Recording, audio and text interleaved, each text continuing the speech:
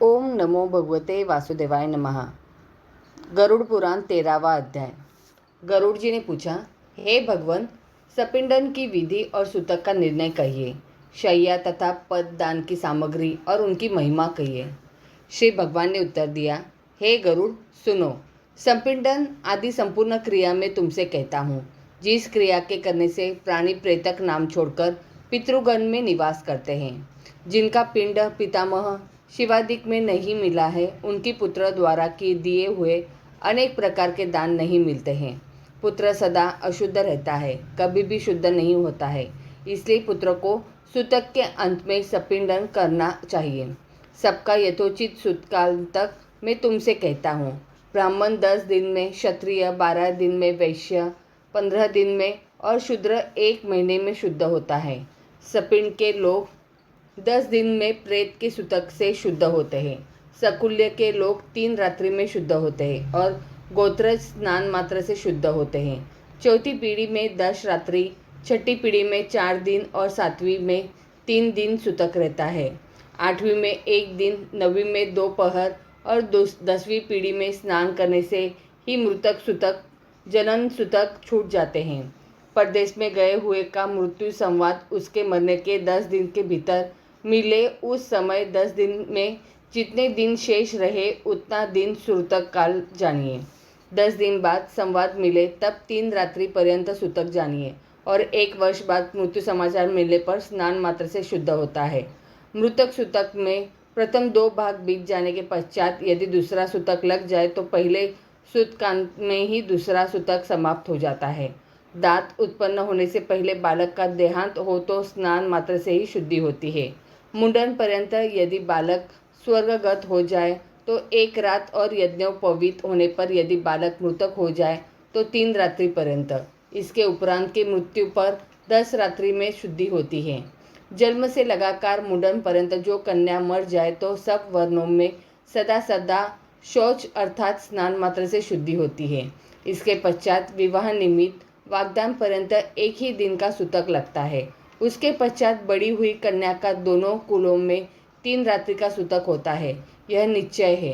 वाग्यदान करने पर तो दोनों कुलों में 3 दिन का सूतक जानिए, अर्थात 3 दिन का पिता के कुल में और 3 दिन का वर के कुल में सूतक होता है। जो कन्या ब्याही गई हो तो उसका सूतक पति के ही कुल में होता है, पिता के कुल में नहीं होता। 6 महीने के भीतर जो गर्भस्राव हो तो गर्भ हो उतने ही दिन शुद्धि है ही दिन सूतक होता है। इसके उपरांत अपनी जाति के अनुसार अशौच उनकी माताओं में रहता है। गर्भ के पतन होने पर सपिंडक लोगों को षडशौच कहता है। कलयुग में यह शास्त्र का निश्चय है कि सभी वर्णों के वृद्धि सूतक और मृतक सूतक में 10 दिनों में शुद्धि होती है। आशीर्वाद, देवता की पूजा, प्रत्युस्थान, अभिवादन, शैया पर सोना और स्पर्श, इन सबको मृतक सूतक में न करें। संध्या, दान, जप, होम, वेद का पढ़ना, पितरों का तर्पण, ब्राह्मण भोजन और व्रत, इन सबको मृतक सूतक में न करें। जो लोग सूतक में नित्य, नैमित्तिक और काम्य इन सबको करते हैं, उनको पूर्व किए हुए नित्य, नैमित्तिक आदि सर्व कर्म नष्ट हो जाते हैं। व्रती को मंत्र से पवित्र हो, अग्निहोत्र को, ब्रह्मनिष्ठ गृहस्थ को, यति को तथा राजा को सूतक नहीं लगता है। विवाह उत्सव और यज्ञ में मृतक सूतक के होने पर पूर्व से पका हुआ अन्न भोजन करना चाहिए। यह मनु ने कहा है। मृतक सूतक को न जानकर जो सूतक में अन्न ग्रहण करते हैं वे दोष भागी नहीं होते हैं। मृतक सूतक में देने वाला दाता दोष भागी होता है। मृतक सूतक में जो सूतक छिपाकर ब्राह्मण को अन्न देता है और जो ब्राह्मण जानकर लेता है वे दोनों दोष भागी होते हैं। अंथा सूतक की शुद्धि के लिए पिता का सपिंडन करें। उसके पश्चात वह पिता पितृगणों के पितृलोक को जाता है। 12वें दिन 3 पक्ष में 6 महीने में अथवा 1 वर्ष में सपिंडन करन कहा है। हे गरुड़, मैंने तो धर्मशास्त्र के अनुसार चारों वर्णों को 12वें दिन सपिंडन कहा है।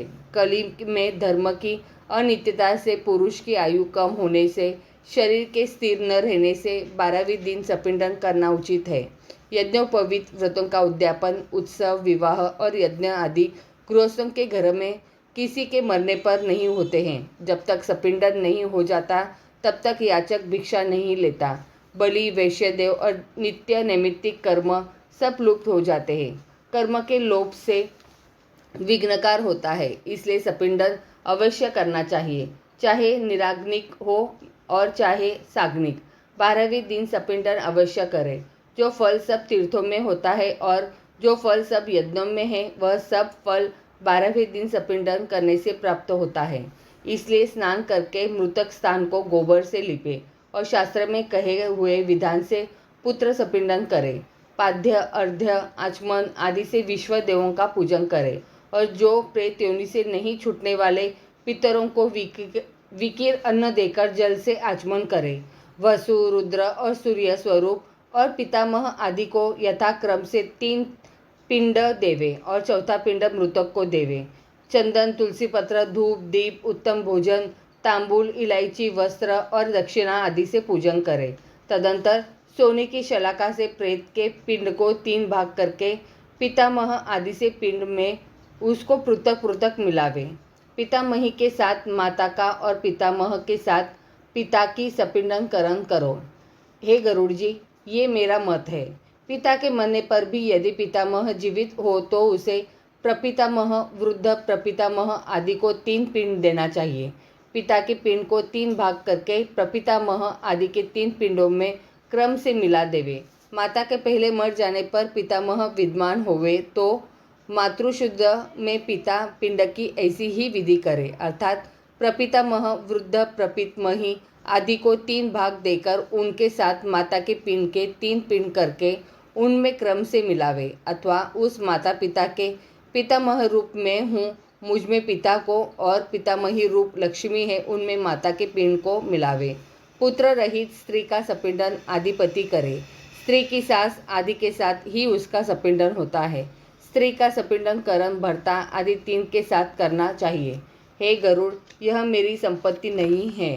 हे गरुड़, जो स्त्री पुरुष दोनों एक चिता पर चढ़कर जले हो तो श्वशुर आदि के बीच में तृण करके तब उस सती का सपिंडन करे। एक ही पुत्र पहले पिता का पिंडदान करे, पश्चात सती का करे, अनंतर स्नान करे। यदि सती 10 दिन के भीतर अग्नि में प्रवेश करे तो उसका पति के साथ ही शय्यादान और पिंडदान करना चाहिए। हे गरुड़, सपिंडन करके पितृतर्पण करें और वेद के मंत्रों के साथ स्वधा का उच्चारण करें। पश्चात अतिथि को भोजन देकर सदा बलि वैश्यदेव करें। उससे पितर, मुनि देवता और दानव सब तृप्त होते हैं। 1 ग्रास के बराबर भिक्षा होती है।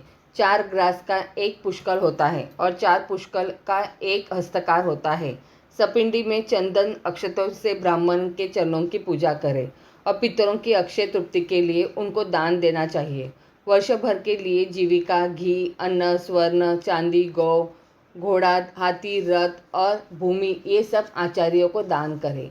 तदंतर स्वस्ति वाचन कर मंत्र से कुमकुम, अक्षत और नैवेद्य देकर नवग्रहों, देवी और विनायक का पूजन करें। पश्चात आचार्य मंत्र सहित अभिषेक करें और हाथ में सूत बांधकर मंत्र से पवित्र अक्षत दे। पश्चात नाना प्रकार के सुंदर मिष्टान से ब्राह्मणों को भोजन करावे और उनको दक्षिणा के साथ जल और अन्न सहित 12 घट दान करे। ब्राह्मण भोजन के पश्चात 4 वर्णों को क्रम से जल, आयुध, प्रतोद और दंड छूना चाहिए। ब्राह्मण जल को क्षत्रिय, आयुध को वैश्य, प्रतोद को शूद्र, दंड को स्पर्श करे तब शुद्धि होती है। इस प्रकार सपिंडन करके क्रिया के वस्त्रों का त्याग करे और शुक्ल वस्त्र धारण करके शय्यादान करे। इंद्र सहित सब देवता शय्यादान की प्रशंसा करते हैं। अंधा बनने पर अथवा जीते भी शय्यादान करना चाहिए। पुष्ट काष्ठ की बनी हुई मनोहर अनेक चित्रों से सुसज्जित पुष्ट रेशमी सूत से बनी हुई और स्वर्ण के पत्रों से शोभित हंस के समान श्वेत रुई से ढकी गद्दी हो, सुंदर तकिया हो और ऊपर सुंदर चादर के वस्त्र से युक्त और गंध आदि से सुगंधित हो, सुंदर दिव्य बंधन से बंधी हो और सुख देने वाली हो, ऐसी शैया बनाकर विस्तृत भूमि में स्थापित करे। छाता, चांदी की दीवट, चमार, आसन, पात्रस, झारी, कड़ुआ, दर्पण और 5 रंग का चंदवा और भी जो कुछ वस्तु शैया के लिए लाभदायक हो, उन सब वस्तुओं को चारों ओर अपने अपने स्थान में स्थापित करें। उस शैया पर स्वर्ण की लक्ष्मी सहित विष्णु की मूर्ति को स्थापित करें। विष्णु की मूर्ति को संपूर्ण गहने और आभूषणों से संयुक्त करके और चक्र, गदा आदि शस्त्र तथा उपवस्त्रों से युक्त करें। स्त्री की शैया पर काजल, रोली, वस्त्र और भूषण आदि सुहाग की वस्तुओं को दे। पश्चात गंध पुष्प से भूषित करके ब्राह्मण को कान के भूषण, अंगूठी और सीकड़ी अधिक पुण्य शयादान करने से प्राप्त होता है। पुत्र इस प्रकार शयादान करके पददान करे। उसकी विधि मुझसे सुनो, मैं तुमसे कहता हूँ। छाता, जूता, वस्त्र, अंगूठी, कमंडल, आसन, पंचपात्र ये वस्तुएं पददान में दी जाती है, जो 5 प्रकार का कहा गया है। इन वस्तुओं के साथ दंड, तांबे के पात्र, आमन्म, भोजन, यज्ञोपवीत देने से पददान संपूर्ण होता है। इस प्रकार 12वें दिन यथाशक्ति पददान ब्राह्मणों को देवे। इस प्रकार पददान से धार्मिक पुरुष सद्गति पाता है और जो यम मार्ग में गए हैं उनको भी यह पददान सुख देने वाला है। यम मार्ग में निश्चय बड़ा उष्ण घाम होता है, उससे मनुष्य जलते हैं। उनके लिए छाता दान करने से उसके मस्तक पर सुंदर छाया रहती है। जो जूते का दान करता है वह अत्यंत दुखपूर्ण यम मार्ग में घोड़े पर चढ़कर जाता है। हे गरुड़, वहाँ शीत, उष्ण और वायु से घोर दुख मिलता है, परंतु वस्त्रदान के प्रभाव से मार्ग में सुख से चलता है। यमदूत भयंकर और कृष्ण पिंगल वर्ण के होते हैं। वे मुद्रिका दान करने वाले को मार्ग पीड़ा नहीं देते हैं।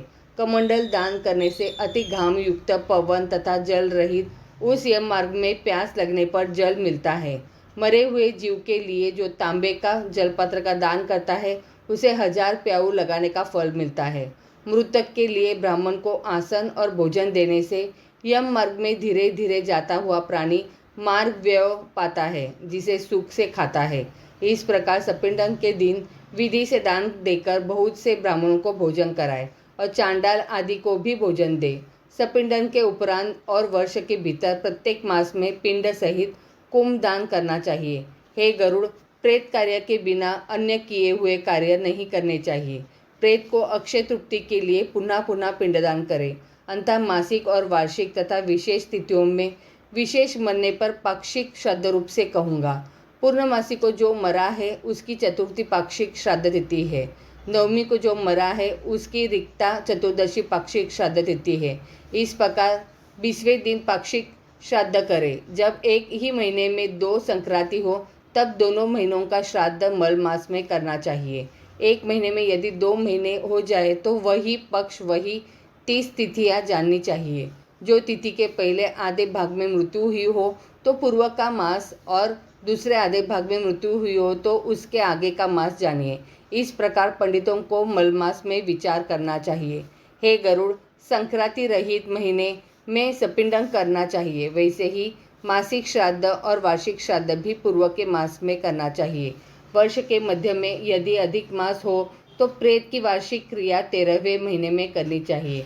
संक्रांति रहित महीने में पिंडदान नहीं करना चाहिए और संक्रांति युक्त महीने में पिंडदान करना चाहिए। इस प्रकार संवत्सर के पूर्ण होने पर वार्षिक श्राद्ध करें। उसमें विशेषकर ब्राह्मण भोजन कराना योग्य है। संवत्सर के उपरांत श्राद्ध में 3 पिंडदान सदा करने चाहिए। एकोदिष्ट न करने वाला पुत्र पितृघातक होता है। वार्षिक श्राद्ध हुए बिना तीर्थ श्राद्ध, गया श्राद्ध, गच्छाय, पितृ संबंधी कार्य ग्रहण में श्राद्ध और युगादि तिथियों में श्राद्ध नहीं करना चाहिए। हे गरुड़, जब पुत्र को गया श्राद्ध करना हो तो संवत्सर के उपरांत पिता की भक्ति से करना चाहिए। गया श्राद्ध करने से पितर भवसागर से छूट जाते हैं और गदाधार के अनुग्रह से वे परम गति को प्राप्त होते हैं। तुलसी की मंजरों से विष्णु की चरम पादुका का पूजन करें और उस गया के लवादी तीर्थ यथाक्रम में पिंडदान करें। जो गया के सिर में शमी के पत्ते के प्रमाण का पिंड देता है वह 7 गोत्र और 101 कुल उद्धार करता है। कुल को आनंद देने वाला जो पुरुष गया में जाकर पिंडदान करते हैं वे पितरों को संतुष्ट करने वाले होते हैं। उनका जन्म लेना सफल है। हिमालय के पास वर्तमान कलाप नामक एक बाग है। उसमें पितरों द्वारा गाई हुई मनु के पुत्र इक्ष्वाकु कथा सुनी जाती है। हमारे कुल में वे सर्वांगशील होंगे जो गया में जाकर हमको आदर से पिंड देंगे।